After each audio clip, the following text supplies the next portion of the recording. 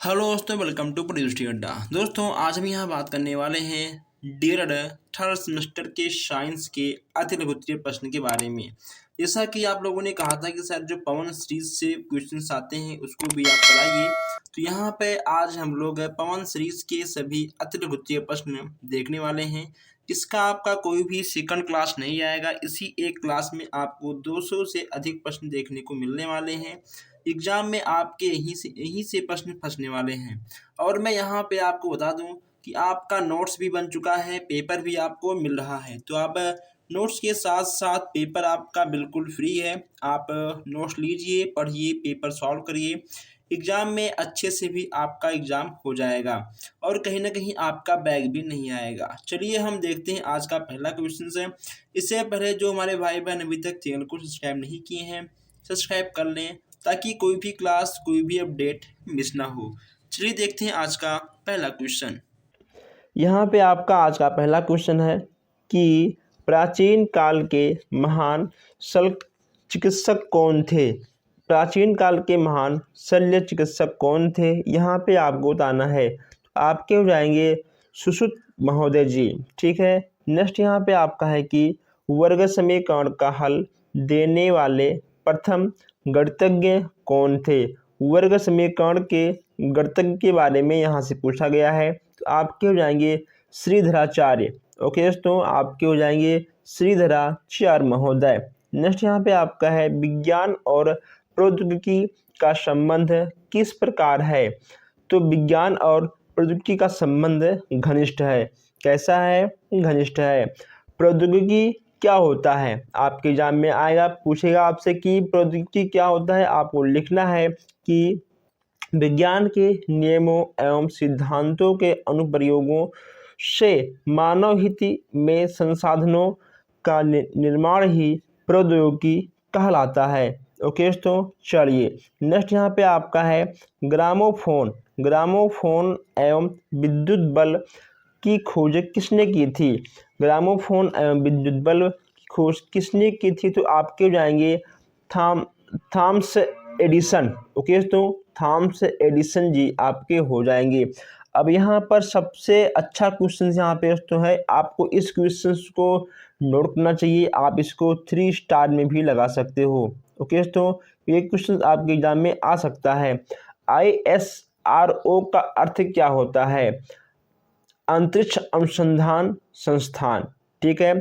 हरित क्रांति, यहाँ से भी क्वेश्चन आपका फंसता है। हरित क्रांति किसे कहते हैं। आधुनिक कृषि उपकरणों, उन्नतशील बीजों, उर्वरकों एवं पर्याप्त सिंचाई के संसाधनों द्वारा कृषि उपज में आसातीय वृद्धि को हरित क्रांति कहते हैं। दोस्तों, ये जो यहाँ पे आपका हूबहू लिखा गया है, आप इसको ना लिखकर आप अपने मन से भी लिख सकते हो कि आधुनिक कृषि उपकरणों, ठीक है, नए नए मशीनों का यूज करना। ओके, तो यानी आपके कृषि से संबंधित जितने भी थॉट आपके दिमाग में आएंगे आप उसको लिख सकते हो, आपका नंबर नहीं कटेगा। नेक्स्ट यहाँ पे आपका है दाब। दाब की अवधारणा क्या है।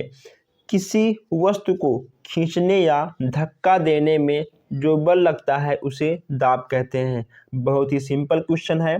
वायुमंडल तथा वायुमंडलीय दाब से आप क्या समझते हैं। पृथ्वी चारों तरफ से वायु से घिरी है। पृथ्वी के चारों ओर वायु का एक आवरण वायुमंडल कहलाता है। वायुमंडल के कारण पृथ्वी की सतह पर जो दाब लगता है उसे वायु दाब कहते हैं। नेक्स्ट यहाँ पे आपका है प्लवन का सिद्धांत। प्लवन का सिद्धांत पूछा गया आपसे, जब वस्तु का भार वस्तु दाब हटाए गए द्रव के भार के बराबर होता है तो वस्तु द्रव की सतह पर तैरती है। इसे प्लवन का सिद्धांत कहते हैं। आप इन चीज़ों को नोट कर लीजिएगा क्योंकि ऐसे क्वेश्चंस आपको हर जगह हर बुक में नहीं मिलने वाले हैं। ठीक है दोस्तों, यहाँ पर हम हर प्रकाशन के बुक को लेने वाले हैं। वायु दाब का मात्रक क्या है? वायुदाब का मात्रक पूछा गया है तो न्यूटन अपान मीटर स्क्वायर क्या होगा? न्यूटन अपान मीटर स्क्वायर आपका हो जाएगा। नेक्स्ट यहाँ पे आपका है वायुदाब की माप के लिए दो प्रकार की वायुदाब मापियों का नाम बताना है। नेक्स्ट यहाँ पे आपका हो जाएगा पारा और एक आपका दोस्तों हो जाएगा निर्दव दाब मापी। ओके दोस्तों, पारा और दाब मापी आप ऐसा भी लिख सकते हो। कुक्कुट पालन क्या होता है? दोस्तों कुक्कुट पालन क्या होता है? मुर्गी पालना ही आपका कुक्कुट पालन के अंतर्गत आएगा। आपसे यहाँ से भी क्वेश्चंस बन जाएगा। चलिए दोस्तों आइए हम यहाँ पर देखते हैं next questions. Atomic power station Bharat में कहाँ स्थित है? एटॉमिक पावर स्टेशन भारत में कहाँ स्थित है? तो आपका हो जाएगा नरोरा, कलपक्कम और टाम्बे में। ठीक है दोस्तों, चलिए नेक्स्ट यहाँ पे आपका हो जाएगा भारत में अग्रणी स्टील कारखाने कहाँ पे स्थापित हैं? जमशेदपुर, भिलाई, राउरकेला, दुर्गापुर आदि यहाँ आपके हो जाएंगे। दोस्तों मैं आपको बता दूं कि एक क्वेश्चन अभी हाल ही में और आया था कि लाल क्रांति किससे संबंधित है? श्वेत क्रांति किससे संबंधित है? दोस्तों क्रांति से भी क्वेश्चंस आपके साइंस में आ जाते हैं। किससे आएंगे? क्रांति से भी क्वेश्चंस आपके साइंस में आ जाएंगे। अगर आप लोग कमेंट करोगे तो मैं क्रांति का भी एक वीडियो बनाकर आपको दे दूंगा। ओके दोस्तों, बस केवल आपके क्रांति में 50 से 60 क्वेश्चंस ही होते हैं, जिसमें से आपका एक क्वेश्चन आ जाएगा। ठीक है दोस्तों, श्वेत क्रांति, ग्रीन क्रांति, ऐसे क्वेश्चन आपके बन जाते हैं। आगे देखते हैं, क्या द्रव किसी बर्तन की सभी दिशाओं में भार डालता है?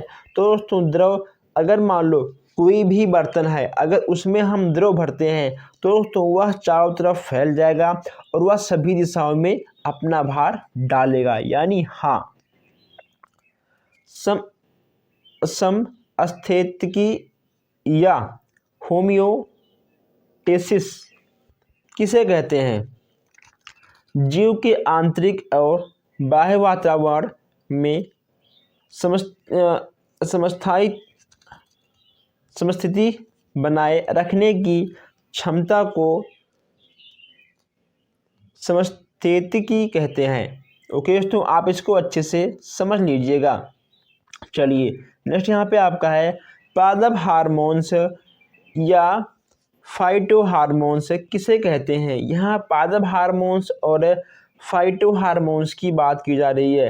तो यहाँ पे आपको दिख रहा होगा पौधों में सभी कार्यों का समन्वय कुछ रासायनिक पदार्थों के द्वारा होता है। ठीक है दोस्तों, कुछ रासायनिक पदार्थों के द्वारा होता है। इन पदार्थों को पादप हार्मोन्स कहते हैं।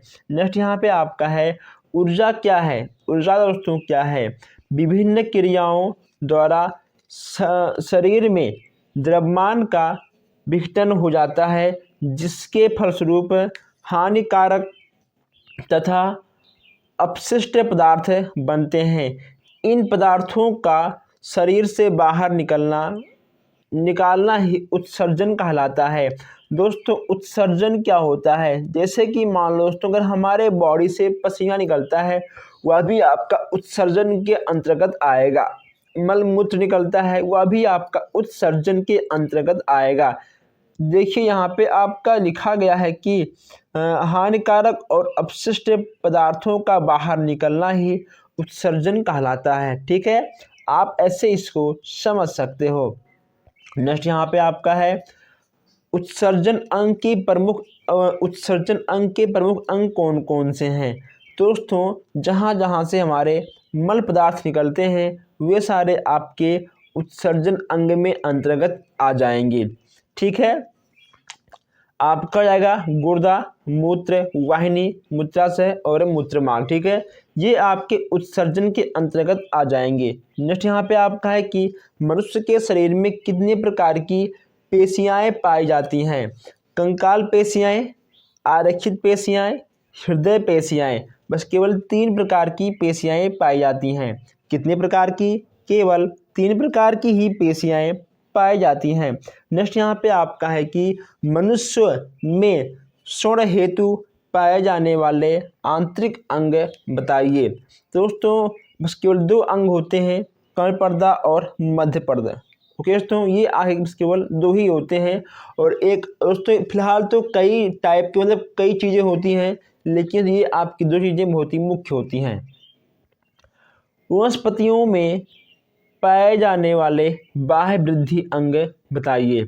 अब यहाँ पे आपको वनस्पति के अंतर्गत जो आपके पेड़ पौधे हैं, इनके अंतर्गत आपको बाह्य वृद्धि अंग के बारे में बताना है। तो दोस्तों अगर आपने अभी तक चैनल को सब्सक्राइब नहीं किया है तो सब्सक्राइब कर लीजिए और आप लोग बेल आइकन भी प्रेस कर लीजिए ताकि हर वीडियो आप तक सबसे पहले पहुंचे। और आप लोग एक बार जमकर वीडियो को पहले शेयर कर दीजिए। दोस्तों ये क्वेश्चन ये यहाँ पे दोस्तों आपको इतना क्वेश्चन ज़रूर नोट करना होगा। मैं आपको बता दोस्तों इतना क्वेश्चन आपको नोट करना होगा। आपकी एग्जाम में इतने क्वेश्चन आपको देखने को मिल जाएंगे। ठीक है, नेक्स्ट यहाँ पे आपका दिया गया है कि वनस्पतियों में संवेदना किसके द्वारा प्राप्त होती है। तो आपका हो जाएगा रासायनिक के द्वारा। ओके दोस्तों, रासायनिक के द्वारा वनस्पतियों में संवेदना प्राप्त हो जाती है। नेक्स्ट यहाँ पे आपका है जीव जगत को कितने भागों में विभाजित किया गया है। जीव जगत को 2 भागों में विभाजित किया गया है। पहला आपका है एक कोशिकीय जीव और दूसरा आपका है बहुकोशिकीय जीव। कौन सा है? एक कोशिकीय जीव और बहुकोशिकीय जीव, ये आपके 2 हैं। नेक्स्ट आपका है मनुष्य के शरीर में पाए जाने वाले अवशेषी अंगों का नाम बताइए। अवशेषी अंगों का नाम आपको दोस्तों बताना है। तो यहाँ पे आपको 3 नाम दिख रहे हैं अवशेषी अंग, आप इसको नोट करिए और पढ़िए। ऐसे क्वेश्चन दोस्तों आपके आते हैं, ठीक है, आपके ऐसे क्वेश्चन आते हैं जहां आप बच जाओ। इन सबको आप नोट करिए। और दोस्तों यह क्वेश्चन आपका 4 से 5 बार आया हुआ क्वेश्चन है। कौन सा है? समजात अंग। ठीक है, समजात अंग से आप क्या समझते हैं? वे अंग जो उत्पत्ति में तो समान होते हैं, उत्पत्ति में समान होते हैं, लेकिन कार्य की दृष्टि से अलग अलग होते हैं, उसे समजात अंग कहते हैं। जैसे कि दोस्तों मान लो पंख हो गया, ठीक है दोस्तों, तो पंख हो गया। अगर पक्षियों की पंख की बात करें तो दोस्तों समान होते हैं। कुछ पक्षियां ऐसी होती हैं जो कि वो अपने पंख का प्रयोग किसी अन्य कार्य में करती हैं। तो अंग तो समान रहेंगे, लेकिन उसकी कार्य जो है वह अलग अलग रहेगा। जैसे दोस्तों मान लो बंदर के 2 पैर 2 हाथ होते हैं, हम सब की भी 2 पैर 2 हाथ हैं। बंदर चारों पैरों का यूज चलने के लिए करता है, लेकिन हम लोग बस केवल 2 ही पैरों का यूज चलने के लिए करते हैं। ठीक है, बंदर क्या होते हैं, जो उनके आगे वाले 2 हाथ होते हैं उस हाथ से खाते भी हैं और चलते भी हैं। यही चीज़ें आपकी हैं कि अंग समान हो लेकिन कार्य अलग अलग हो। आइए अब यहाँ पर हम नेक्स्ट देखते हैं। अब जब यहाँ पे आपका समजात आएगा तो आपका समरूप भी आएगा। आप इस क्वेश्चन को जरूर नोट करिएगा, चाहे आप कुछ भी ना नोट करो, क्योंकि यहाँ से क्वेश्चन आपके बन ही जाएंगे। समजात और समरूप इनमें से आपका एक ना एक क्वेश्चन कन्फर्म आएगा। अब यहाँ पर देखते हैं समरूप अंग के बारे में। और जब यहाँ वे अंग जो उत्पत्ति में तो असमान होते हैं। अब देखिए जो आपका समजात था वहाँ आपका समान था, लेकिन ये आपका समरूप है, ये आपका असमान है। ठीक है, परंतु कार्य की दृष्टि से समान होते हैं, उसे समरूप अंग कहते हैं। वे अंग जो उत्पत्ति में असमान होते हैं परंतु कार्य की दृष्टि से समान होते हैं। अंग अलग अलग है लेकिन कार्य एक करते हैं। पौधों तथा जंतुओं के मध्य की कड़ी क्या होती है? युगलीना। क्या होती है? युगलीना होती है। अंग तंत्र क्या होता है? कई अंग मिलकर जब किसी कार्य को करते हैं तो उसे अंग तंत्र कहते हैं। ओके दोस्तों, जैसे कि जब हम खाना खाते हैं तो उसको पचाने के लिए कई चीज़ें काम आती हैं। ठीक है दोस्तों, हमारा पाचन में मुख्य है, उसके बाद हमारे जो आहार नाल, उसके बाद हमारी आमाशय या कृतियाँ, ये सब हमारे अंग तंत्र ऐसे हैं जो कि हम लोग खाते हैं, उसे पचाने के कार्य में अपना पूरा योगदान देते हैं। नेक्स्ट यहाँ पे आपका है अंतः श्वसन तथा उच्चोश्वसन क्या होता है? ऑक्सीजन के अंदर लेने को अंतः श्वसन तथा कार्बन डाइऑक्साइड को बाहर निकालने को उच्च श्वसन कहते हैं। दोस्तों जब हम सांस लेते हैं, ठीक है, उसे कहते हैं अंतः श्वसन, यानी हमने सांस को अंदर लिया, ठीक है, अंतः श्वसन यानी मैं सांस को अंदर लिया, और जब हम बाहर निकालते हैं, जब हम कार्बन डाइऑक्साइड को बाहर निकालते हैं, उसे कहते हैं उच्च श्वसन। ठीक है, सिंपल सी बात है। नेक्स्ट यहाँ पे आपका है कि सूक्ष्म जैविकों का पिता किसे कहा जाता है? सूक्ष्म जैविकों का पिता किसे कहा जाता है? आप हो जाएंगे एंटोनी वान। ठीक है दोस्तों, एंटोनी वान जी आपके हो जाएंगे। 9वीं सदी में सूक्ष्म जैविकी की स्थापना किसने की थी? Louis Pasteur. ठीक है दोस्तों, लुई पाश्चर जी आपके हो जाएंगे। नेक्स्ट यहाँ पे आपका है वायरस क्या होता है? वायरस प्रोटीन एवं न्यूक्लिक अम्ल से बने उपकोशिकीय संरचना वाले परजीवी होते हैं। ऐसे क्वेश्चंस आपको यहाँ पर नोट करना चाहिए। अब यहाँ पर हम बात कर लें कि वायरस की खोज किसने की थी? तो आपके हो जाएंगे रूसी वैज्ञानिक। कभी कभी आपसे क्वेश्चन ऐसे आएगा कि जिस वैज्ञानिक ने वायरस की खोज की थी वह वैज्ञानिक किस देश का था? तो आपको लिखना होगा कि वह वैज्ञानिक रूस देश का था। ठीक है, कहाँ का था? रूस देश का आपका था। नेक्स्ट यहाँ पे आपका है खुरपका मुखपका। दोस्तों बहुत ही अजीब क्वेश्चन है। ठीक है, खुरपका और मुखपका किस प्रकार का रोग है? खुरपका मुखपका किस प्रकार का रोग है? वह आपका जाएगा वायरस जनित रोग है। यह रोग किससे फैलता है? यह रोग आपका फैलता है वायरस से। नेक्स्ट यहाँ पे आपका है किसी भी वायरस के एक कण को क्या कहते हैं? किसी भी एक वायरस के कण को क्या कहते हैं? तो आपका हो जाएगा विरियोन। ठीक है, विरियोन आपका बिल्कुल सही हो जाएगा। ऐसे क्वेश्चंस आपको नोट करना चाहिए, यही से क्वेश्चन बनते हैं। ओके दोस्तों, हर क्वेश्चंस को आप तो बनाकर लिख ले जाओगे, लेकिन इन क्वेश्चंस को आप कभी भी बनाकर नहीं लिख पाओगे। नेक्स्ट यहाँ पे आपका है वायरस संक्रमण के लिए कौन से 2 प्रोटीन आवश्यक होते हैं? वायरस संक्रमण के लिए कौन से प्रोटीन की आवश्यकता होती है? इसमें आपके हो जाएंगे एल्यूटिनिस और न्यूरामिनिडेन। ठीक है दोस्तों, ये आपकी 2 प्रोटीन्स हो जाएंगे। अब आइए हम लोग यहाँ पर थोड़ा सा और आगे बढ़ते हैं और कुछ नए क्वेश्चन देखते हैं। ओके दोस्तों, तो आप इन दोनों को नोट कर लीजिए। ठीक है, इन दोनों को आप अच्छे से नोट कर लीजिए।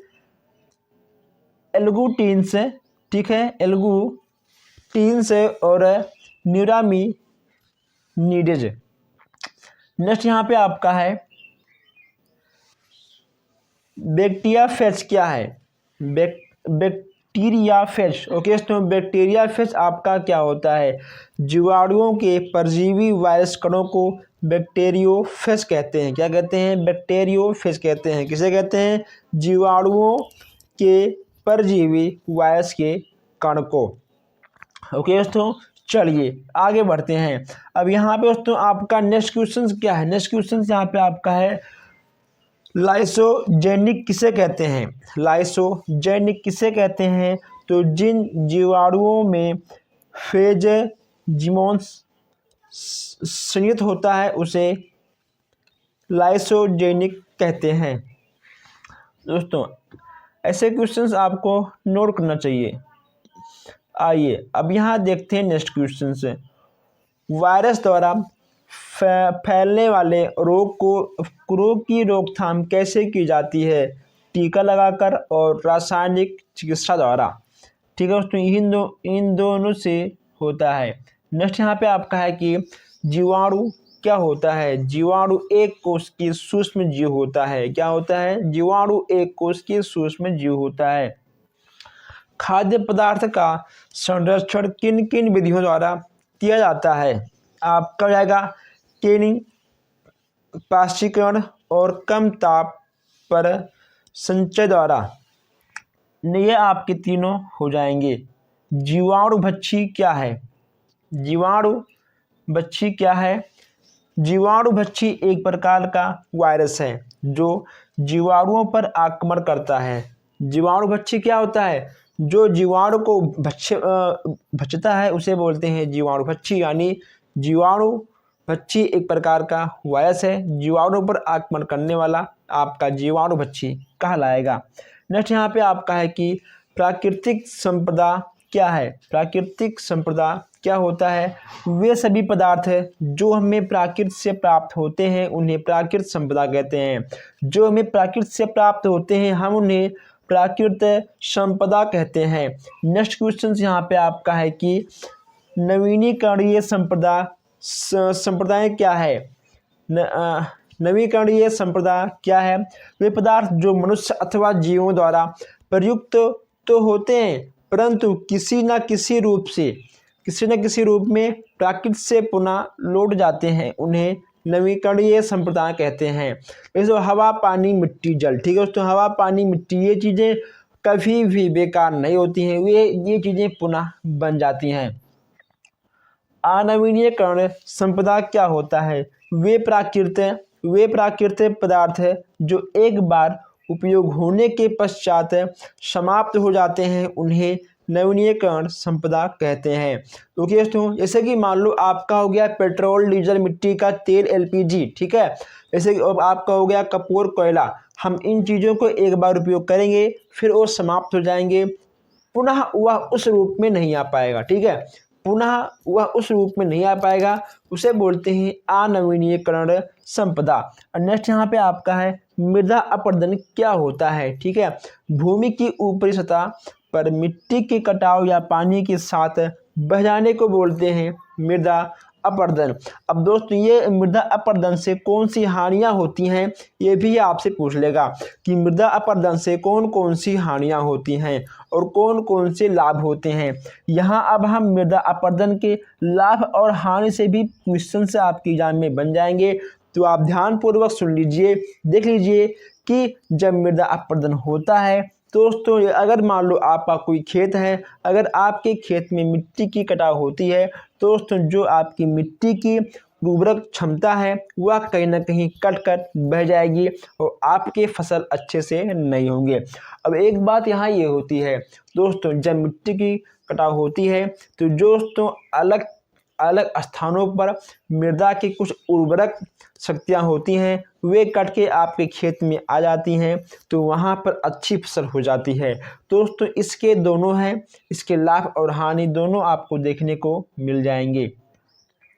नेक्स्ट यहाँ पे आपका है वन जीव संरक्षण की विधियाँ क्या है? वन जीव संरक्षण की विधियाँ क्या है? दोस्तों यहाँ पे आपको दो संरक्षण की विधियाँ दिख रही हैं, इसको आप नोट कर लीजिएगा और आप लोग इसको नोट करके वीडियो को शेयर भी कर दीजिएगा। तांबा तथा सीसा किस प्रकार का खनिज है? तांबा तथा सीसा किस प्रकार का खनिज है? यह आपका हो जाएगा अलोह खनिज। अलोह खनिज आपका दोस्तों, यानी इसमें आपका लोहा का कोई भी मात्रा नहीं है। तांबा तथा सीसा में इसमें आपका लोहा का कोई भी मात्रा नहीं है, इसीलिए इसे कहा गया है अलोह खनिज। ठीक है, जिसमें लोहा ना हो वह आपका अलोह खनिज के अंतर्गत आ जाएगा। सूर्य का प्रकाश किस प्रकार की संपदा है? दोस्तों यह आपका एक नवीनीकरण संपदा है, यह कभी समाप्त नहीं होगा। ठीक है, खनिज पदार्थ के अंतर्गत आने वाली कोई चार तत्व बताइए। कोयला, संगमरमर, हीरा और प्राकृतिक गैस है। क्या होता है? कोयला, संगमरमर, हीरा और प्राकृतिक गैस, ये आपके खनिज के चार प्रकार के हो जाएंगे। नेक्स्ट यहाँ पे आपका है कार्बन शब्द की प्रतीक क्या है? कार्बन शब्द की प्रतीक क्या है? तो कार्बन शब्द की प्रतीक आपकी हो जाएगी सी। दोस्तों क्या होगा? सी फॉर कार्बन। ठीक है दोस्तों, कार्बन को हम लोग C से ही व्यक्त करते हैं। नेक्स्ट यहाँ पे आपका क्या है, नेक्स्ट यहाँ पे आपका है कि कोयला से प्राप्त ईंधनों के प्रकार बताइए। कोयला से प्राप्त ईंधनों के प्रकार आपको बताना है। कोल तार, दोस्तों कोल तार, कोल, ठीक है, कोल तार, कोल और कोल गैस, कोल तार कोक और कोल गैस है। क्या होगा आपका, कोल तार कोक और कोल गैस है। ये बहुत ही इजी है, आप इसको आसानी से याद कर ले जाओगे। नेक्स्ट यहाँ पे आपका है कि द्रव ईंधन के प्रकार क्या है। द्रव ईंधन के प्रकार क्या है आपके, मिट्टी का तेल, डीजल और पेट्रोल, ठीक है दोस्तों, मिट्टी का तेल, डीजल और पेट्रोल ये आपके द्रव ईंधन के रूप में आ जाएंगी। प्रयोगशाला में बनाए गए सर्वप्रथम कार्बनिक यौगिक का नाम बताइए। आपके हो जाएंगे यूरिया। क्या होगा, यूरिया आपका बिल्कुल सही हो जाएगा। कार्बनिक यौगिक किसे कहते हैं, यौगिकों की एक बड़ी संख्या ऐसी है जिसमें उपस्थिति तत्वों में एक तत्व कार्बन होता है, उसको कार्बनिक यौगिक कहते हैं। नेक्स्ट यहाँ पे आपका क्या है, नेक्स्ट यहाँ पे आपका है कि कार्बन की परमाणु संख्या क्या है। कार्बन की परमाणु संख्या आपका 6 है। हीरा किस प्रकार का पदार्थ है, हीरा आपका एक ठोस प्राकृतिक पदार्थ है। हीरा आपका एक ठोस प्राकृतिक पदार्थ है। ओके, कार्बन रसायन क्या है, कार्बनिक रसायन क्या है, कार्बनिक यौगिकों का अध्ययन रसायन शास्त्र पर रसायन शास्त्र की जिन शाखा में किया जाता है वह कार्बनिक रसायन कहलाता है। नेक्स्ट यहाँ पे आपका है डायबिटीज या मधुमेह रोग क्या होता है। जब हमारे बॉडी में ग्लूकोज की मात्रा सामान्य से अधिक हो जाती है तब हमको डायबिटीज और मधुमेह रोग हो जाता है। केवल आपको इतना ध्यान रखना है कि जब हमारे बॉडी में रक्त है, किसी भी व्यक्ति, महिला या पुरुष के जो बॉडी में रक्त है, जब उस रक्त में ग्लूकोज की मात्रा सामान्य से अधिक होती है तब हमारे अंदर डायबिटीज या मधुमेह रोग के लक्षण देखने को मिल जाते हैं। अगर अधिक डायबिटीज होती है तो आपकी हड्डियां गलने लगती हैं, ठीक है, बहुत सी समस्याएं होती हैं डायबिटीज से। अगर तो मान लो कहीं आपको चोट लग गई तो आपके जो घाव होते हैं जल्दी आपके घाव नहीं भरेंगे, नहीं अच्छे होंगे।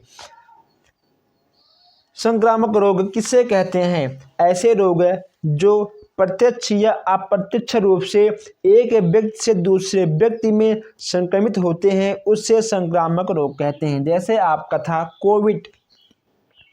मधुमेह रोग का प्रमुख लक्षण क्या होता है, रोगी का मुंह सुक्त रहना और अधिक प्यास लगना, यह आपका मधुमेह रोग के अंतर्गत आ जाएगा। सामान्य स्थिति में हृदय का धड़कन की गति क्या होती है। सामान्य स्थिति में हृदय प्रति 60 से 80 की गति में धड़कता है। उच्च रक्त शर्करा क्या होता है, यदि रक्त शर्करा सामान्य से अधिक हो जाता है तो उच्च रक्त शर्करा कहलाता है। दोस्तों बहुत ही सिंपल सी बात है कि अगर सामान्य से अधिक कोई चीज़ होता है तो उच्च हो जाएगा, ठीक है दोस्तों। आपका मधुमेह हो या फिर आपका रक्त शर्करा हो दोस्तों, आपका ब्लड प्रेशर हो, आपका शुगर हो दोस्तों, कोई भी चीज़ अगर सामान्य से अधिक हुआ तो आपका उच्च के अंतर्गत आ जाएगा। रक्त शर्करा सामान्य स्तर क्या है, 70 से 100। ओके दोस्तों, दो प्रमुख रोगों के नाम बताइए। दोस्तों आप दो प्रमुख रोगों का नाम अपने मन से भी लिख सकते हो या फिर जो बुक में लिखा गया है आप उसको भी लिख सकते हो। दोस्तों अगर आप अपने मन से लिखते हो तभी आपको 1 नंबर दिया जाएगा। ये सब क्वेश्चंस आपके 1 नंबर में आने वाले हैं। आइए दोस्तों अब यहाँ पर हम आगे बढ़ते हैं। नेक्स्ट यहाँ पे आपका है कि रुधिर दाब क्या होता है। जिस दाब के साथ रुधिर धमनियों में बहता है उसे रुधिर दाब कहते हैं। हृदय की जांच किस तंत्र द्वारा होती है। हृदय की जांच इलेक्ट्रोकार्डियोग्राम के द्वारा होती है। रक्त में किस पदार्थ की मात्रा अधिक होने से मधुमेह रोग हो जाता है। हमारे रक्त में किस चीज़ की मात्रा अधिक होने से मधुमेह रोग हो जाता है, तो आपका हो जाएगा ग्लूकोज। क्या होगा? ग्लूकोज आपका सही हो जाएगा। पर्यावरण से आपका क्या अभिप्राय है? पर्यावरण समस्त बाहरी दशाओं तथा प्रभावों का योग है जो प्रत्येक जीव प्राणी के विकास को प्रभावित करता है। कोल्ड किसे कहते हैं? पृथ्वी के सिकुड़ने के क्रम को सबसे अंदर वाले ठोस गोल को कोल्ड कहते हैं। प्राकृतिक संसाधन क्या होता है? प्राकृतिक संसाधन क्या होता है? जल, वायु, सूर्य प्रकाश, वन, मृदा तथा खनिज पदार्थ आपके प्राकृतिक संसाधन के अंतर्गत आएंगे। वास स्थान क्या है? जिस स्थान पर जीव वास करते हैं उसे वास स्थान कहते हैं। दो जलीय पौधों के नाम लिखिए। दोस्तों, आपने दो जलीय पौधों का नाम आपको पता होगा, आप लोग गांव से बिलोंग करते होंगे तो आप लोगों ने जल में देखा होगा, तालाबों में आपने भी देखा होगा कि कौन कौन से जलीय पौधे होते हैं। आप उसको भी लिख सकते हो या फिर आप यहाँ पर लिखे हुए शब्दों को भी लिख सकते हो। ओके दोस्तों, जलकुंभी का नाम आप लोगों ने भी सुना होगा। जलकुंभी आप आराम से लिख सकते हो, कोई दिक्कत नहीं होगा। नेक्स्ट यहाँ पे आपका है सॉरी, ग्रीन हाउस प्रभाव क्या है? ग्रीन हाउस प्रभाव वह घटना है जिसके कारण पृथ्वी ऊष्मा को ग्रहण करती है और रोकती है। पर्यावरणीय अनुकूलन क्या है? यह बाह्य तथा आंतरिक अनुकूलन होता है। मछलियों में श्वसन हेतु कौन सा अंग पाया जाता है? गलफड़ा। दोस्तों, गलफड़ा से ही मछलियां सांस लेती हैं। गलफड़ा कैसे होता है? जैसे हम सबका दोस्तों गाल है, ठीक है, जैसे हम सबका गाल है तो ऐसे ही गाल मछलियों का होता है। तो बस उनका जो गाल होता है, गाल की साइड में उनका होता है छेद हुआ और मछलियां अपने गलफड़े से ही सांस लेती हैं। ध्वनि की तीव्रता हम लोग कैसे नापते हैं? डेसिबल से नापते हैं। प्रतिध्वनि किसे कहते हैं? जब ध्वनि तरंगे दूर स्थित किसी दृढ़ टावर तथा पहाड़ से टकराकर परिवर्तित होती हैं तो इस ध्वनि को ध्वनि प्रतिध्वनि कहते हैं। दोस्तों, अब कुल मिलाकर आप ये समझ लीजिए कि प्रतिध्वनि किसे कहते हैं। आप ये समझ लीजिए, अगर मान लो दोस्तों हम कोई भी साउंड या फिर हम कोई भी आवाज़ करते हैं तो हमारी आवाज़ किसी भी दीवार से, किसी भी पहाड़ से जब टकराती है उसके बाद वापस आती है, ठीक है, उसे ही बोलते हैं प्रतिध्वनि। नेक्स्ट यहाँ पे आपका है ध्वनि तरंग के किस प्रकार का उदाहरण है? इसमें आपका हो जाएगा अनुदैर्घ्य तरंग, ठीक है। नेक्स्ट आपका है ऊष्मा की ध्वनि यमकेएस पद्धति में मात्रक क्या होता है? इसे ठीक है बोलते हैं जूल। क्या बोलते हैं? जूल बोलते हैं उसे। यमकेएस पद्धति में इसको बोलते हैं जूल। आइए अब यहाँ हम आगे बढ़ते हैं। नेक्स्ट यहाँ पे आपका है विशिष्ट ऊष्मा क्या होता है?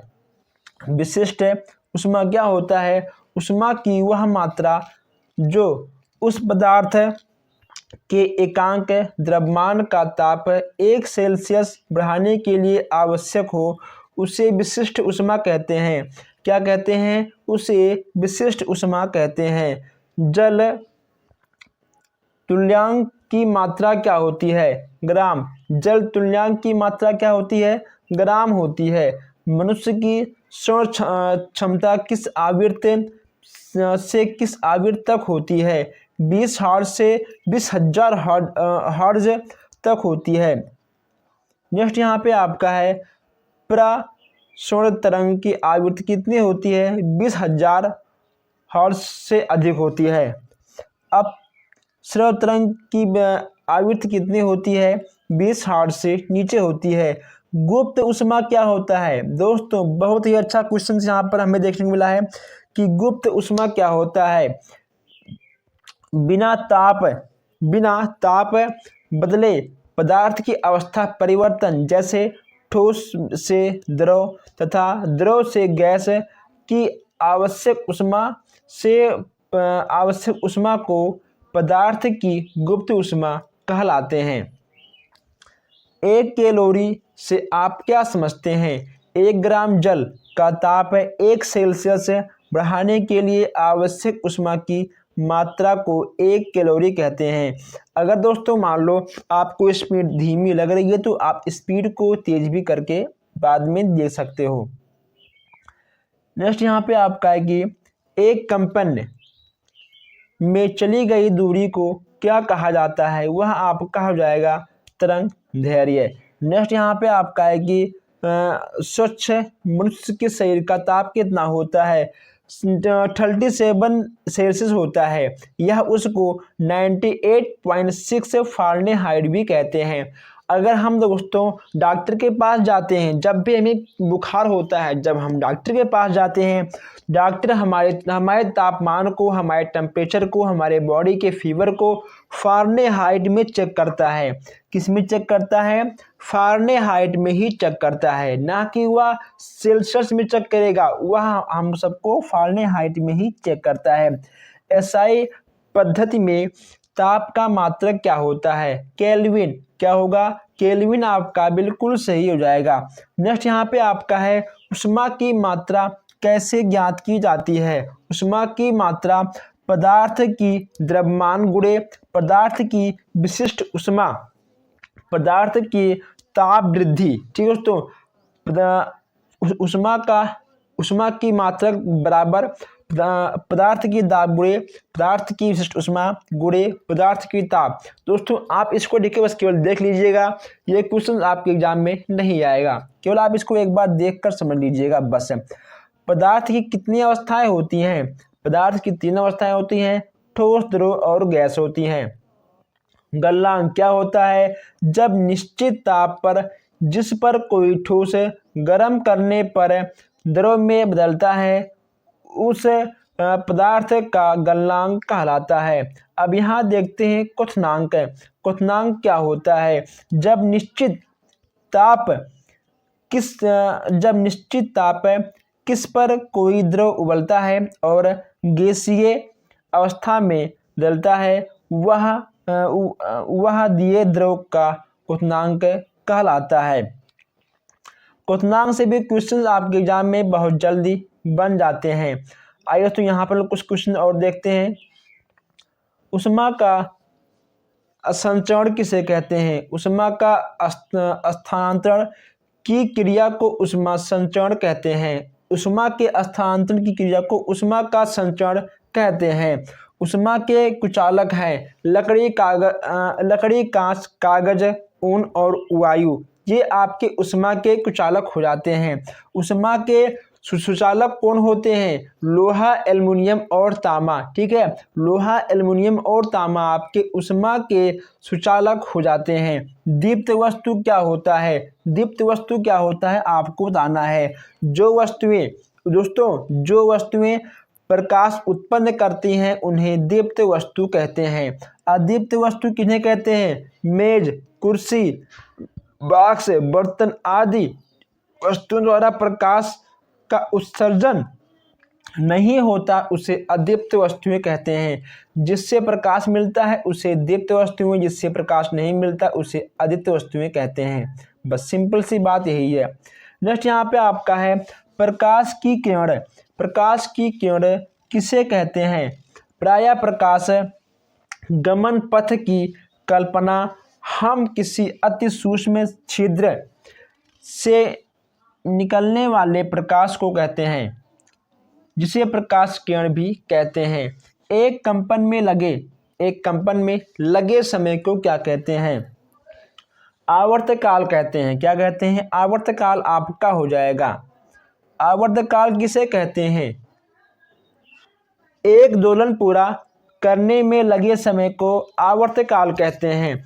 एक दोलन पूरा करने में लगे समय को आवर्तकाल कहते हैं।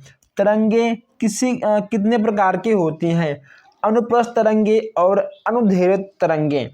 कितनी होती हैं? 2 होती हैं। तरंगे आपकी कितने प्रकार की होती हैं? 2 होती हैं। अनुप्रस्थ तरंगे और अनुदैर्घ्य तरंगे आपकी हो जाती हैं। किस तरंग की आवृत्ति, चाल तथा तरंग दैर्घ्य की संबंध बताइए। किस तरंग की आवृत्ति, चाल तथा तरंग दैर्ध्य की संबंध आपको यहाँ बताना है। दोस्तों आवृत्ति यानी चालवी और तरंग दैर्ध्य आपका दोस्तों ये सब जो हो जाएगा 4 बराबर आपका हो जाएगा आवृत्ति गुणे तरंग दैर्ध्य। ओके दोस्तों, आवृत्ति बराबर तरंग दैर्ध्य आपके हो जाएंगे। 4 बराबर आवृत्ति गुणे तरंग दैर्ध्य आपके हो जाएंगे। गोलीय दर्पण कितने प्रकार के होती हैं, इनकी फोकस दूरी कैसे होती है। अब यहाँ पे दोस्तों दर्पण आपके 2 टाइप के होते हैं, उत्तल दर्पण और अवतल दर्पण। उत्तल दर्पण की फोकस दूरी धनात्मक होती है और अवतल दर्पण की फोकस दूरी आपकी ऋणात्मक होती है। फोकस दूरी क्या होता है, फोकस बिंदु और दर्पण के ध्रुव तक की दूरी को फोकस दूरी कहते हैं। ध्वनि की प्रबलता तथा मृदुलता किससे ज्ञात की जाती है, ध्वनि से। ओके दोस्तों, और यहाँ पे आपका ध्वनि का वेग का भी सूत्र है, इसको भी आप नोट कर लीजिएगा। अगर आपने अभी तक वीडियो को शेयर नहीं किया है तो आप लोग वीडियो को शेयर भी कर दीजिएगा। नेक्स्ट यहाँ पे आपका है कि परिकल्पना से आप क्या समझते हैं। परिकल्पना का अर्थ है किसी घटना के कारण को बताने के लिए पहले से विचार करना, उसे परिकल्पना कहते हैं। किसी कार्य को करने से पहले हम अपने दिलों और दिमाग में पहले सोच लेते हैं, उसे परिकल्पना कहते हैं। नेक्स्ट यहाँ पे आपका है ग्रेविटी की खोज किस वैज्ञानिक ने की थी। ग्रेविटी की खोज किस वैज्ञानिक ने की थी तो आपके हो जाएंगे sir Isaac Newton. Sir Isaac Newton ji आपके बिल्कुल सही हो जाएंगे।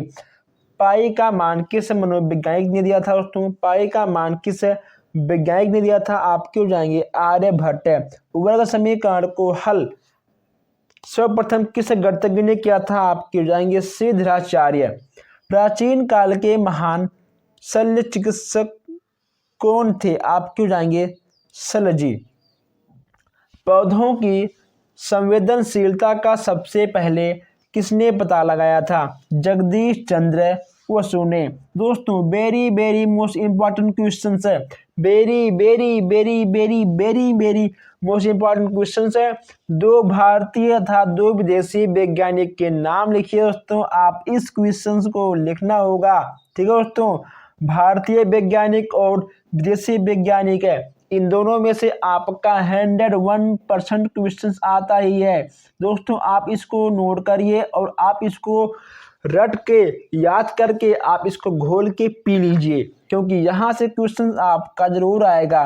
दोस्तों जो क्वेश्चंस या जो आपके वैज्ञानिक यहाँ पर दिए गए हैं, आप इससे हटकर अगर आपको कोई और याद होगा तब भी आप उसे लिख सकते हो। दोस्तों यहाँ पे आप APJ अब्दुल कलाम का भी नाम ऐड कर सकते हो, ठीक है दोस्तों, लेकिन वो भारतीय के अंतर्गत आएंगे। ठीक है, तो भारतीय और विदेशी वैज्ञानिक का नाम आपके एग्जाम में जरूर आएगा, इसको आप जरूर नोट कर लीजिएगा। आप अलग से भी लिखोगे तब भी आपको नंबर मिल जाएगा। प्रौद्योगिकी क्या होता है, विज्ञान के नियमों और सिद्धांतों के अनुप्रयोग से मानव हित में संसाधनों का निर्माण ही प्रौद्योगिकी कहलाता है। ठीक है, मस्तिष्क की जांच करने की मशीन का क्या नाम है, मस्तिष्क की जांच करने की मशीन का क्या नाम है, स्कैनर। क्या होगा, स्कैनर आपका बिल्कुल सही हो जाएगा। सूक्ष्म जीव किसे कहते हैं, जिन जीवों को देखने के लिए सूक्ष्मदर्शी यंत्रों की आवश्यकता पड़ती है उसे सूक्ष्म जीव कहते हैं। सूक्ष्म जीवों के प्रकार बताइए। सूक्ष्म जीव को पांच भागों में बांटा गया है। पहला आपका हो जाएगा प्रोटोजोआ, शैवाल, कवक और जीवाणु तथा विषाणु, ये आपके पांचों हो जाएंगे। अब यहाँ पे दोस्तों आपका नेक्स्ट क्वेश्चन क्या दिया गया है कि कोई 3 संक्रमणीय रोग बताइए। सर्दी, जुखाम, हैजा, चेचक। जब हम छींकते हैं दोस्तों तो अगर मुझे मान लो जुखाम है तो अगर हमारी छींक किसी के पास चली गई उसे भी जुखाम हो जाएगा। नेक्स्ट आपका है कि दही बनाने में कौन सा जीवाणु सहायक होता है, लैक्टोबैसिलस। क्या दोस्तों, लैक्टोबैसिलस आपका हो जाएगा। किसी 2 प्रतिजैविक औषधि के नाम बताइए। दोस्तों यहाँ पे आपको 2 प्रतिजैविक औषधि दिख रहा है। दोस्तों यहाँ पर हम लोग कम से कम दोस्तों 1 घंटे का क्लास लेने वाले हैं। आप लोग मांगते हो ना कि हमको चाहिए लॉन्ग क्लास लीजिए, आप लोग लॉन्ग क्लास पढ़िए जितना पढ़ना आप सबको। नेक्स्ट यहाँ पे आपका है कि कार्बन शब्द लैटिन भाषा के किस शब्द से बना है? दोस्तों कार्ब, ठीक है दोस्तों, कार्बो से आपका कार्बन बना है, कार्बो से कार्बन। धावन सोडा था खाने के सोडे का रासायनिक नाम क्या होता है? दोस्तों धावन सोडे का नाम का आपको जाएगा सोडियम कार्बोनेट यानी Na2CO3।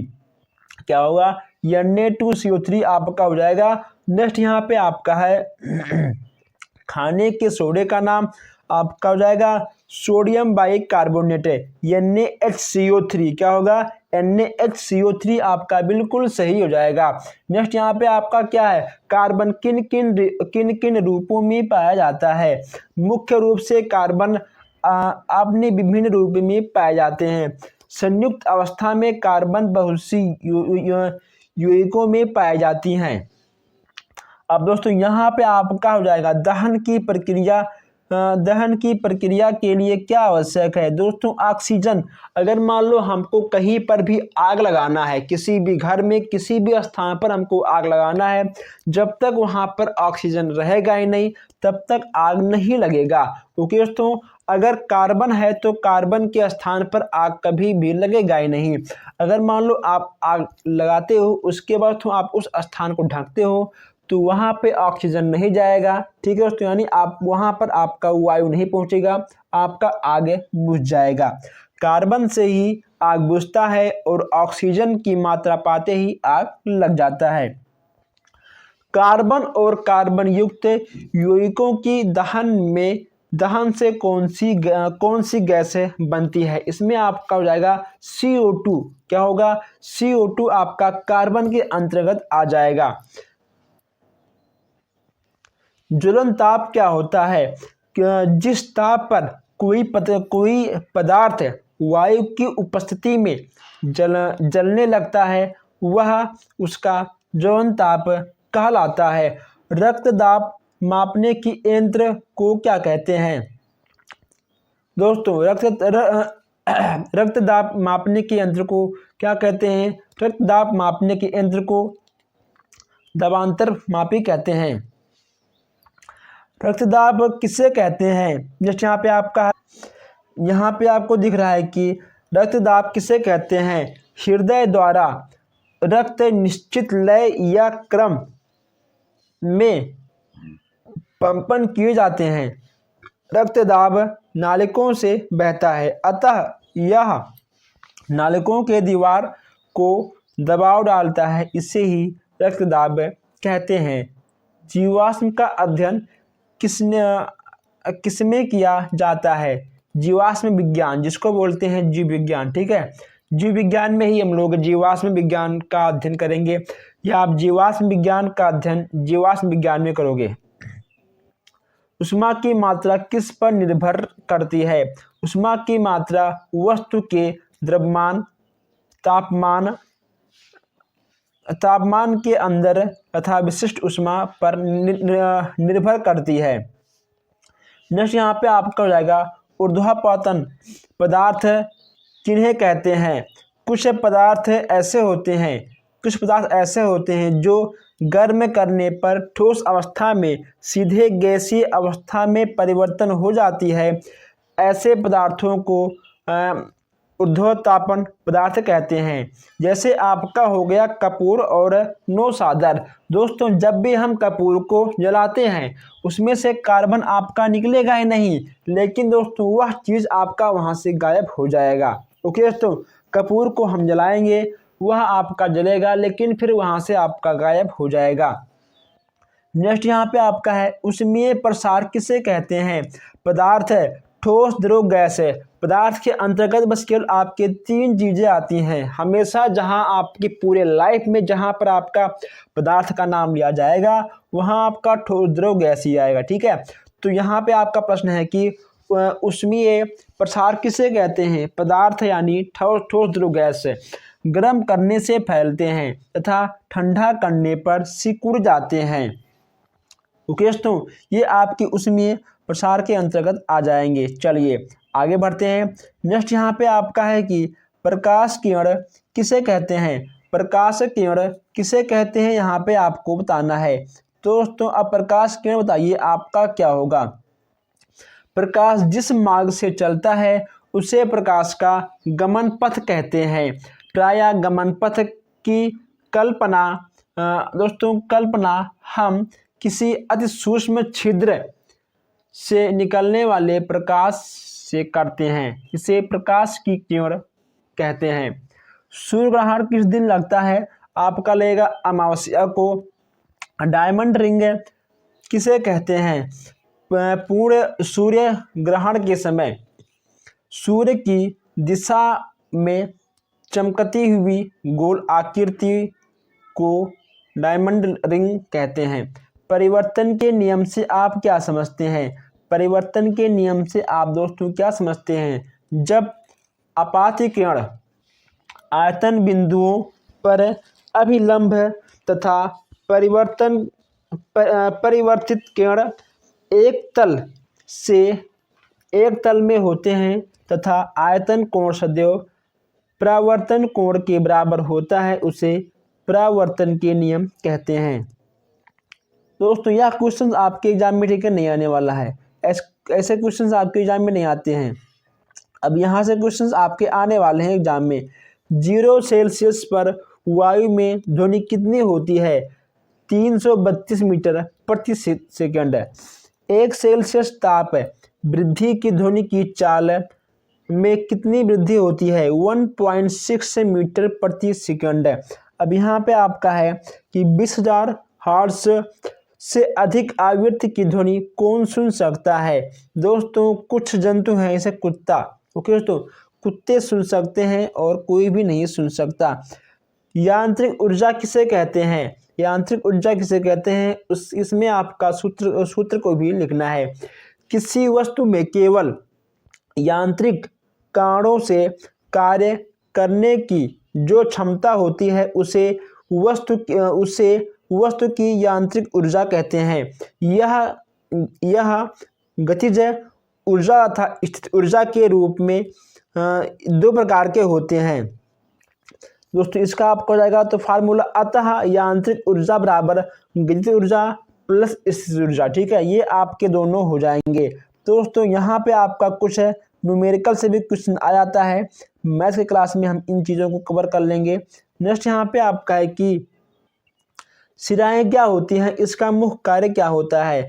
नालिकाओं का समूह है जो शरीर में रक्त को एक स्थान से दूसरे स्थान यानी एक स्थान से दूसरे सिराएं पर ले जाने वाले कार्य कहलाती है। नेक्स्ट यहाँ पे आपका है प्रतिवर्ती क्रिया का कोई 2 उपकरण लिखिए। जैसे दोस्तों आपका हो गया बंदूक से गोली चलाना। ठीक है दोस्तों, जब हम बंदूक से गोली को दागते हैं तो दोस्तों जब गोली दगता है तो हमें पीछे की ओर झटका मारता है। जैसे दोस्तों आपका हो गया कि नाव से बाहर निकलते समय नाव का पीछे जाना। ओके दोस्तों, ये जो चीज़ें आपको पीछे ढकेली वह आपका प्रतिवर्ती क्रिया के अंतर्गत आएगा। नवीकरणीय ऊर्जा किसे कहते हैं, लिखिए। यह कभी खत्म ना होने वाली ऊर्जा नवीकरणीय ऊर्जा के अंतर्गत आएगा। इस पर हम चर्चा कर चुके थे पहले ही। और यहाँ पे दोस्तों आपका नेक्स्ट क्वेश्चन आ चुका है। नेक्स्ट क्वेश्चन यहाँ पे आपका क्या है? नेक्स्ट क्वेश्चन यहाँ पे आपका है कि किन्हीं 2 खाने वाले अर्थात सब्जी के रूप में पाए जाने वाले कवक क्या कहते हैं? मशरूम। दोस्तों सबसे फेमस आपका क्या है? मशरूम। दोस्तों आप लोगों ने मशरूम खाया भी होगा, आप लोगों ने मशरूम देखा भी होगा। कैथरल्स। ओके दोस्तों, ये आपके दोनों हो जाएंगे। वर्ण विक्षेपण क्या है, लिखिए। सूर्य का प्रकाश अथवा अन्य किसी स्रोत से श्वेत प्रकाश 7 रंगों बैगनी, जामुनी, नीला, हरा, पीला, नारंगी, लाल। सूर्य के प्रकाश में कितने रंग होते हैं? 7। कितने होते हैं? सूर्य के प्रकाश में 7 रंग होता है। अगर दोस्तों आपको नहीं पता है कि ये 7 रंग कैसे दिखते हैं, तो आप एक काम करिए, आप एक बाल्टी में सरफ को घोलिए। ठीक है दोस्तों, सरफ को घोलिए। जब सरफ में झाग आ जाए, जब सरफ में भरपूर झाग आ जाए, फिर आप उस बाल्टी को धूप में रखिए, आपको वहाँ पर 7 रंग देखने को मिल जाएंगे घर बैठे ही। ठीक है, 7 रंग से मिलकर बना होता है। प्रकाश के श्वेत किरण को विभिन्न रंगों में विभक्त होने की क्रिया को वर्ण विक्षेपण तथा विभिन्न रंगों के समूह को वर्णक्रम कहते हैं। इनमें रंगों का क्रम निश्चय रहता है। अब यहाँ पर दाब का एसआई मात्रक क्या होता है? दोस्तों, दाब का एसआई मात्रक हो जाएगा न्यूटन प्रति मीटर स्क्वायर, इसे पास्कल कहते हैं। कोल गैस क्या होता है? दोस्तों, कोल गैस आपका क्या होता है? Hydrogen, carbon monoxide, methane, ethylene, acetylene आदि ये आपके कोल गैस के अंतर्गत आ जाएंगे। दोस्तों, जितना पूछे आप बस के उतना ही क्वेश्चन में लिख कर आइएगा। रेल 2 पटरियों के बीच थोड़ी जगह क्यों छोड़ दी जाती है? दोस्तों, गर्मी के मौसम में लोहा फैलता है। ओके दोस्तों, लोहा फैलता है। जब गर्मी होती है, लोहा गर्म होता है, पटरी गर्म होती है दोस्तों, वह हल्का सा फैलता है और ठंडी के मौसम में सिकुड़ जाता है। उस पर मौसम का कोई भी प्रभाव ना पड़े, इसलिए बीच में थोड़ा सा स्पेस कर दिया जाता है। बस आपको इतना ही लिखना है। नेक्स्ट यहाँ पे आपका है कि आयाम से क्या अभिप्राय है? कंपन करने वाली वस्तु का अपनी मध्यमान स्थिति से अधिकतम विस्थापन को उस वस्तु के कंपन का आयाम कहते हैं। इसे अक्षर ए द्वारा व्यक्त करते हैं। इसका मात्रक होता है मीटर। क्या होता है? इसका मात्रक आपका हो जाएगा मीटर। और सूर्य ग्रहण कैसे लगता है दोस्तों, कब लगता है, हर चीज यहाँ पे आपको दिख जाएगा। जब सूर्य एक किनारे पर और पृथ्वी दोस्तों, जब पूछ ले आपसे कि सूर्य ग्रहण कैसे लगता है, तो आपको बताना है कि जब चंद्रमा पृथ्वी और सूर्य के बीच में आ जाएगी तो सूर्य ग्रहण लग जाएगा। दोस्तों, कब कैसे लगता है? जब चंद्रमा सूर्य और पृथ्वी के बीच में आती है तब आपका सूर्य ग्रहण लग जाता है। वह कब लगता है? वह आपका अमावस्या के दिन लग जाता है। ओके दोस्तों, आपको फिगर के साथ ही लिखना होगा। अगर फिगर पूछेगा तो, अगर नहीं पूछेगा, अगर आपके पास टाइम है तो आप लिखिएगा, वरना कोई बात नहीं। आइए दोस्तों, हम यहाँ देखते हैं अब नेक्स्ट क्वेश्चन से। नेक्स्ट क्वेश्चन यहाँ पे आपका है प्राकुंचन दाब क्या होता है? सबसे नया क्वेश्चन दोस्तों, यह क्वेश्चन आपका आने का पूरा चांस है। प्राकुंचन दाब क्या होता है? हृदय प्राकुंचन के समय यह दाब अधिक होता है तथा हृदय स्खलन के समय कम होता है। इसे रक्त दाब यानी बीपी कहते हैं। कुछ लोग कहते हैं कि हमारा बीपी लो हो गया है, हमारा बीपी हाई हो गया है, तो इन्हीं सब कारणों से होता है। ठीक है, बीपी लो हो गया है। इसके 2 अवस्थाएं होती हैं। कौन कौन सी होती हैं? पहला आपका हो जाएगा प्राकुंचन दाब। यह रक्त दाब की ऊपरी सीमा है जो हृदय संकुचन की अवस्था प्रदर्शित करती है। ठीक है। स्थिलन दाब, यह रक्त दाब की निचली सीमा होती है। यह हृदय स्थिलन की अवस्था प्रदर्शित करती है। नेक्स्ट यहाँ पे आपको देखने को मिल जाएगा मानव कान। ठीक है दोस्तों, मानव कान किस सीमा के बीच की आवृत्ति की ध्वनि को सुन सकता है? मानव कान एक निश्चित सीमा के बीच के सीधे आवृत्ति की ध्वनि सुन सकता है। यह सीमा 20 हर्ट्ज से 20,000 हर्ट्ज तक होती है। 1 हर्ट्ज में कितना होता है? कंपन प्रति सेकंड होता है। रेगिस्तान का जहाज किसे कहा जाता है? यह बहुत सिंपल क्वेश्चन है, यह आपका आ जाएगा ऊँट के अंतर्गत। ठीक है, आपका ऊँट बिल्कुल सही हो जाएगा। अब यहाँ सबसे बड़ी क्वेश्चन यह है कि आदर्श रक्तदाब कितना होता है? आदर्श एक किसी भी व्यक्ति, किसी भी मनुष्य का आदर्श रक्तदाब कितना होता है? यह रक्तदाब मापन यंत्र का नाम क्या है? ये दो चीज़ें आपको यहाँ पर ऐड करनी है, आपको लिखनी भी है। तो आप सुन लीजिए, रक्तदाब यानी बीपी, जिसको हम लोग बोलते हैं बीपी, यह आपका 120/80 mm Hg होता है। प्रकुंचन दाब, ओके, तो प्रकुंचन दाब 120 Hg तथा थिसियल दाब शीतलन दाब 80 Hg दर्शाता है। रक्तदाब मापने के यंत्र को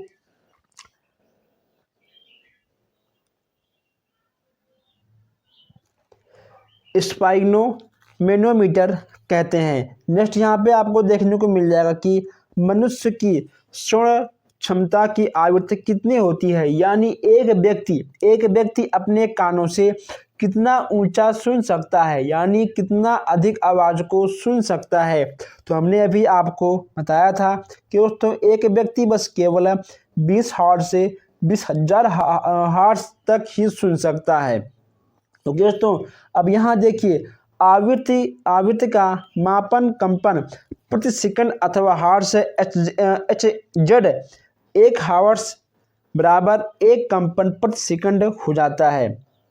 अब यहाँ पे आपका सबसे बड़ी चीज़ यह है कि क्या कारण है, ठीक है, तो क्या कारण है कि किसी गुब्बारे को उसमें वायु से हल्की गैस भरकर छोड़ने पर वह ऊपर उड़ने लगता है। वायु की हल्की गैस भरकर छोड़ने पर गुब्बारा इसलिए ऊपर उड़ता है क्योंकि हाइड्रोजन गैस वायु से हल्की होती है। हाइड्रोजन गैस वायु से हल्की होती है। वायु से हल्की होने के कारण गुब्बारे ऊपर की ओर उड़ जाते हैं। दोस्तों देखिए, जो हम लोग कार्बन डाइऑक्साइड, देखिए अगर मालूम किसी भी गुब्बारे को मुंह से फुलाकर भरते हैं दोस्तों, या हम किसी पंप से भरते हैं तो उसमें हाइड्रोजन गैस भरता है। अब आपके दिमाग में ये होगा कि आखिर हमारे बॉडी में कैसे गैस आएगा, तो मैं आपको बता दूं, जब भी हम सांस लेते हैं, ठीक है, तो हम लोग ऑक्सीजन को लेते हैं, जब छोड़ते हैं तो हम लोग छोड़ते हैं कार्बन डाइऑक्साइड। लेकिन दोस्तों जब ठीक है अपने मुंह से हम गुब्बारे में गैस भरते हैं तो वह आपका दोस्तों, तो उसमें भी आपका जाएगा कार्बन डाइऑक्साइड, वह देखिए उस तो आपका उड़ेगा लेकिन गिर जाएगा। लेकिन जो दोस्तों जो आपने देखा होगा कि जो कुछ दुकानें पर गुब्बारे से गैस भरी जाती हैं, उसमें कहीं ना कहीं हाइड्रोजन होता है, इसीलिए वह आसमान पर उड़ जाता है। तो बस यही कारण है और उसमें आपका कोई भी मेन कारण नहीं है। अब यहाँ पे आपका नेक्स्ट है कि निकट दृष्टि दोष को दूर करने के लिए किस चश्मे का उपयोग हम लोग करते हैं। अब यहाँ आप निकट दृष्टि दोष और दूर दृष्टि दोष दोनों को समझ लीजिए। जब हमको निकट दृष्टि दोष होता है तो उसमें दोस्तों हम लोग अवतल लेंस का उपयोग करते हैं, ठीक है, लेकिन दूर दृष्टि दोष में हम लोग उत्तल का प्रयोग करते हैं। किसका प्रयोग करते हैं? उत्तल का प्रयोग करते हैं। अब देखिए दोस्तों, ठीक है, ये आपका हो जाएगा अवतल लेंस है। क्या होगा? ये आपका हो जाएगा अवतल लेंस है। अवतल लेंस में क्या होता है? अवतल लेंस बीच में पतला होता है और किनारे पे आपका मोटा होता है, उसे बोलते हैं अवतल लेंस है। और नेक्स्ट आपका है उत्तल लेंस है। उत्तल लेंस का प्रयोग करते हैं हम लोग दूर दृष्टि की ओर। दूर दृष्टि में क्या होता है? दूर की चीज़ें अच्छे से दिखाई देती हैं, ठीक है, लेकिन पास की चीज़ें अच्छे से नहीं दिखाई देती हैं। निकट दृष्टि दोष में क्या होता है कि निकट की चीज़ें अच्छे से दिखाई देंगी और जो दूर की होती हैं वह हम सबको अच्छे से दिखाई नहीं देती हैं। तो ये हो गया आपका उत्तल लेंस है। ये देखिए, उत्तल लेंस आपका बीच में मोटा होता है, अवतल आपका किनारे पे मोटा होता है, ठीक है। तो यहाँ पे आपका निकट दृष्टि दोष और दूर दृष्टि दोष दोनों ही कवर हो चुका है। चलिए दोस्तों, यहाँ पे आपका है कि वायुमंडल में कार्बन कार्बन डाइऑक्साइड की मात्रा बढ़ने पे क्या होता है। यहाँ पर आपको 4 से 5 चीज़ें दी गई हैं, आप इसको नोट कर लीजिएगा। ओके तो आप इसको अच्छे से पढ़ भी लीजिएगा। नेक्स्ट यहाँ पे आपका है कि जड़ किसे कहते हैं।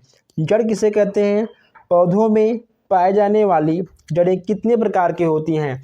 अब यहाँ पे सबसे बड़ी क्वेश्चन ये बन रहा है कि जड़ किसे कहते हैं और जड़ कितने प्रकार के होते हैं। अब यहाँ पहले आप इसको एक बार नोट कर लीजिए कि जड़ हमारे 2 प्रकार की होती हैं। कौन कौन सी होती हैं, पहला होता है आपका मूसला जड़ और दूसरा आपका होता है झकड़ा जड़। ठीक है, ये आपकी 2 प्रकार की जड़ें होती हैं। जड़ का सबसे बड़ा दोस्तों काम यह होता है कि जड़ पौधों में अपनी अच्छी पकड़ बनाए रहती है, जिससे पौधे गिरते नहीं हैं। उसके बाद दोस्तों जो पानी दोस्तों होता है, पानी को अवशोषित करके भी उसके पत्तियों तक दोस्तों, उसके शाखाओं तक पहुंचाना, वह आपका जड़ के अंतर्गत ही आएगा। नेक्स्ट यहाँ पे आपका आएगा कि कैंची किस प्रकार का उत्तोलक है। सबसे बड़ी बात यह है कि यहाँ पे आपका कैंची के भी अंतर्गत सबसे बड़ी बात यहाँ पर यह है कि आपका उत्तोलक से भी क्वेश्चन आ जाता है। किससे आएगा, उत्तोलक से भी क्वेश्चन यहाँ पे आपको देखने को मिल जाता है। अब यहाँ पूछ लेगा आपसे कि कैंची किस प्रकार का उत्तोलक है। उसके बाद पिलास। ओके तो पिलास आपका किस प्रकार का उत्तोलक है। हंसिया, खुरपी, खुरपा, ये सब आपके किस किस प्रकार के उत्तोलक हैं। इसको ये दोस्तों कई प्रकार के अलग अलग भागों में आपके बांटे गए हैं। अगर आप लोग कमेंट करोगे तो उत्तोलक से भी हम आपको एक अलग क्लास लाकर दे देंगे। जैसे कि उत्तोलक में आपका हंसिया, चाकू, कैंची, पिलास, हथौड़ा, फरुआ, ये सब आपके अलग अलग उत्तोलक में आएंगे। तो यहाँ पूछा गया है कि कैंची किस प्रकार का उत्तोलक है, तो कैंची आपका प्रथम प्रकार का उत्तोलक है। इसमें दोस्तों सिर पर बल, ठीक है, कैंची में क्या होता है कि इसमें एक सिर पर बल, दूसरे पर भार, अतः कैंची में आलंब होता है। ठीक है, अब नेक्स्ट यहाँ पे आपका निकल के आता है कि पॉलीथीन बहुलक के 2 उपयोग लिखिए। यहाँ पे आपको पॉलीथीन के बहुलक के 2 उपयोग लिखना है। दोस्तों आपके कौन कौन से उपयोग हैं आप इसको अच्छे से लिख सकते हैं। जो चीज़ें यहाँ पर मेंशन की गई हैं आप इसको भी लिख सकते हो, या अपने जो आपको जानकारी है पॉलीथीन के बारे में आप उसको भी यहाँ पर लिख सकते हो। यहाँ पे आपका आ गया है दूरदृष्टि दोस्तों, इस पर भी हम बात कर चुके हैं। इसमें आपका होता है उत्तल लेंस है। ठीक है, नेक्स्ट यहाँ पे आपका है कि कौन सा जंतु मौस्थलीय वातावरण के लिए अधिक उपयुक्त है। तो इसमें आपका लिखा जाएगा ऊँट है। दोस्तों ऊँट बिना खाए पिए 1 सप्ताह तक आराम से रह सकता है। दोस्तों जो ऊँट के कुबड़ आपने देखा होगा, दोस्तों कहीं ना कहीं ऊँट का कुबड़ वहाँ पे जल और उनके खाने के सामान एकत्र हो जाते हैं। ठीक है दोस्तों, तो इन्हें प्यास बहुत कम लगती है क्योंकि वो पहले से ही पानी अपने कुबड़ में जमा कर रख लेते हैं दोस्तों। और इनके पैर गद्दीदार होते हैं। उनके पैर रक्त में यानी मस्थलीय रेत में आसानी से धंसते नहीं हैं, वो आराम से चल लेते हैं। ऊँट को हम लोग मरुस्थल का जहाज भी कहते हैं। ओके दोस्तों आज हम लोगों ने यहाँ पर 250-300 प्लस क्वेश्चंस को कवर किया है। आप लोग एक बार वीडियो को शेयर कर दीजिए ताकि जो हमारे भाई बहन नए हैं, जो लोग अभी तक चैनल को सब्सक्राइब नहीं किए हैं, वो लोग भी सब्सक्राइब कर लें और वो लोग भी इस क्लास को ले लें ताकि किसी का भी साइंस में बैक ना आए। दोस्तों बस आज के लिए इतना ही। हम मिलते हैं फिर आपसे नेक्स्ट क्लास में, नेक्स्ट वीडियो में। धन्यवाद।